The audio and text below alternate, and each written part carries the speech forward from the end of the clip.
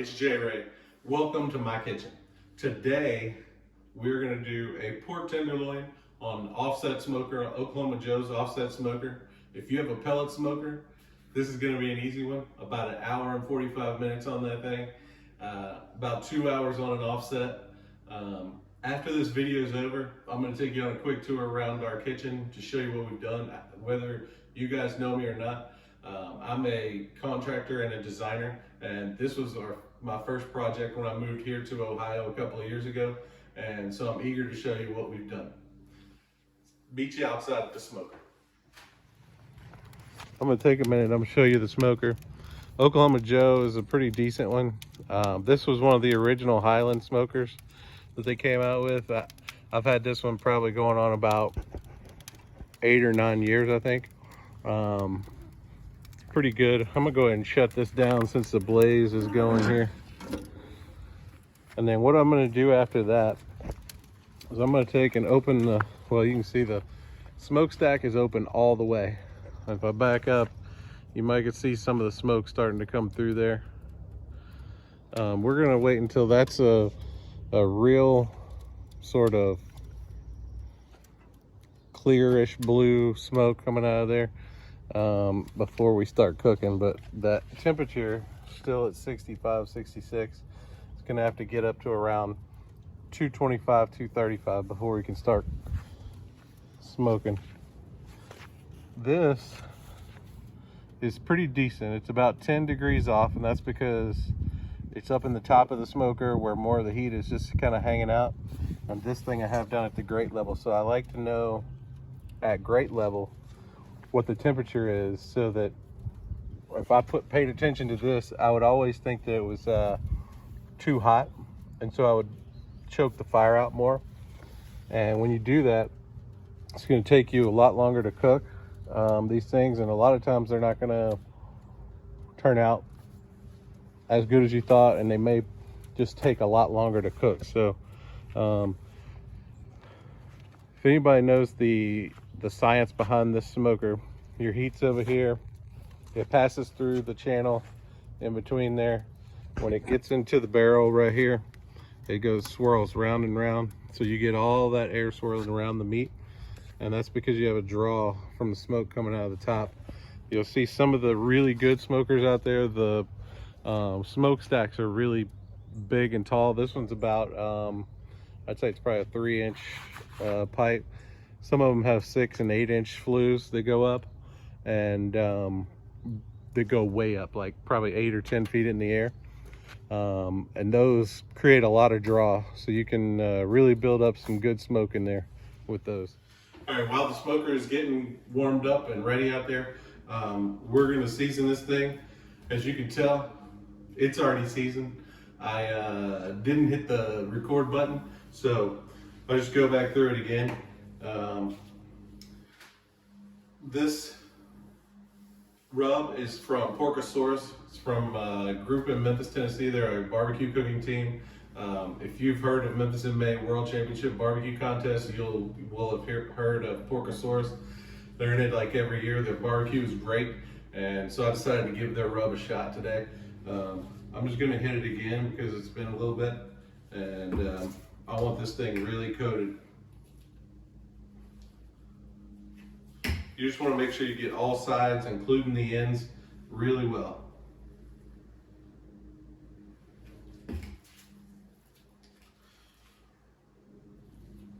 I trimmed off the Silverskin on this one already.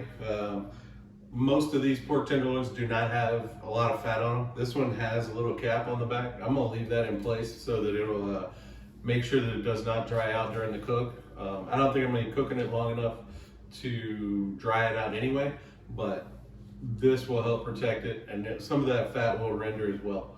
So let's get this thing on the smoker.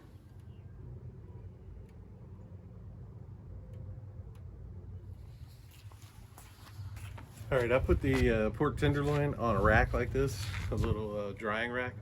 I like to put it on there like that because it's easy to transport inside and outside of the house and to the smoker. So right now, smoker's at like 250. So I'm gonna Pull it down just a little bit and drop this on.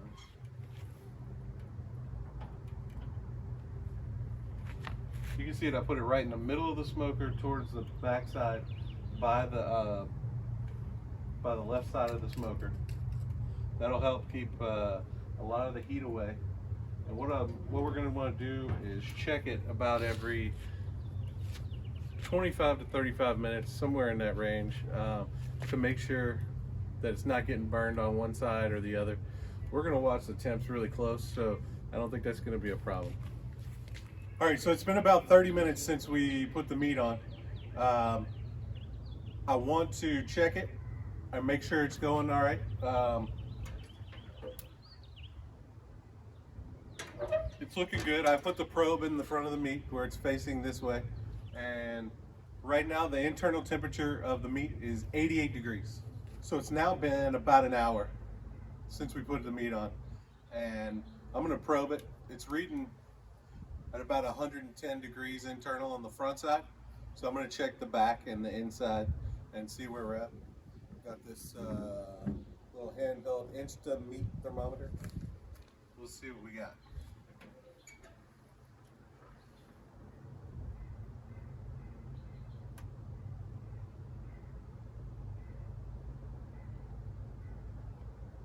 So that was 112.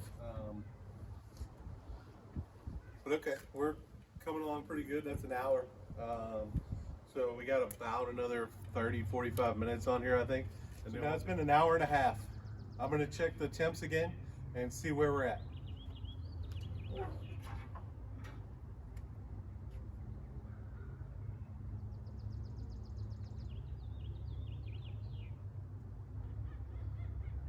Right there is 127.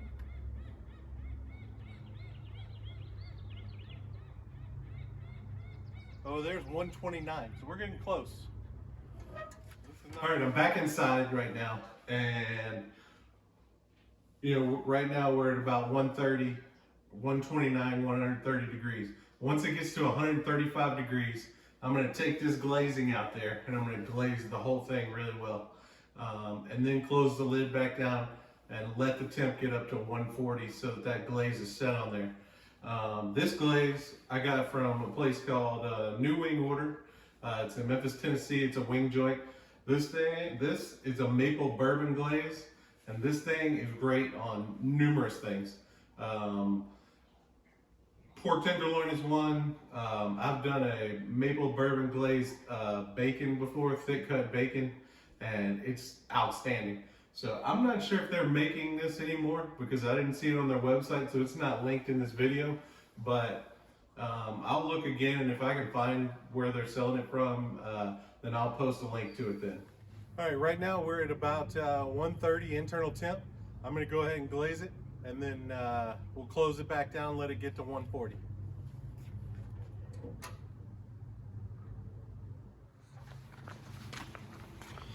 All right, I'm gonna bring it over here so you can see me glaze it. This glaze is so good.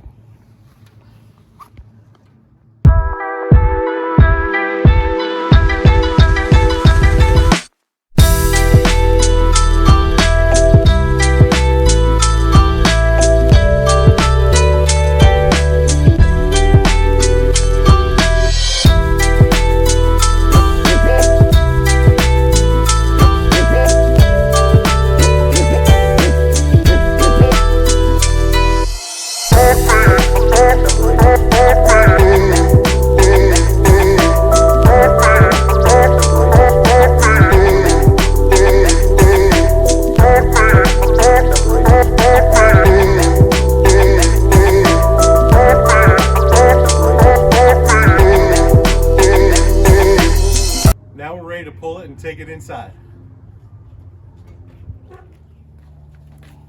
All right, we're back inside, and it's time to slice it up.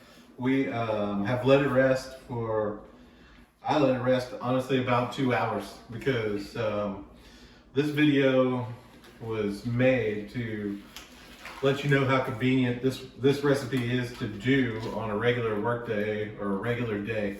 We just left and went to my son's basketball game for an hour and a half. And so it rested for an hour and a half or so, 2 hours. And now we're gonna slice it up. So let's uncover it here.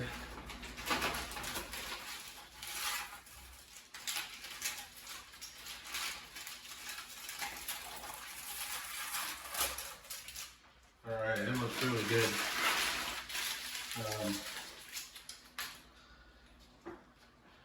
Let me just say, if you don't have a good slicing knife, it's a good time to get one, because some of this stuff, even though it's really tender, the knife makes all the difference in the world. So I've got this one pretty cheap on Amazon. I'm going to slice these slices at about 1/4 inch to 3/8 of an inch thick, all the way through.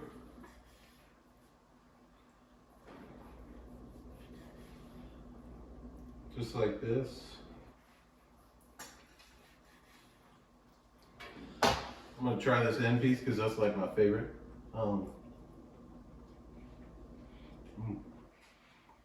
Really tender, good smoky flavor.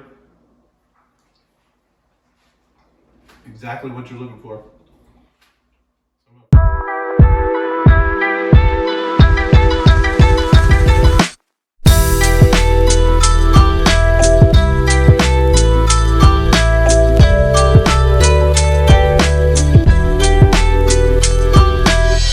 Thank everybody for watching this video. It's my first one to do, so I'm open to feedback, comments in the comment section below. If you have any questions, feel free to post them in the comments and I'll reply back when I can. I'd like for you to hit the like and subscribe button to see what we have coming up next for our next videos, and hit the bell notifications in the corner. I'll see y'all next time.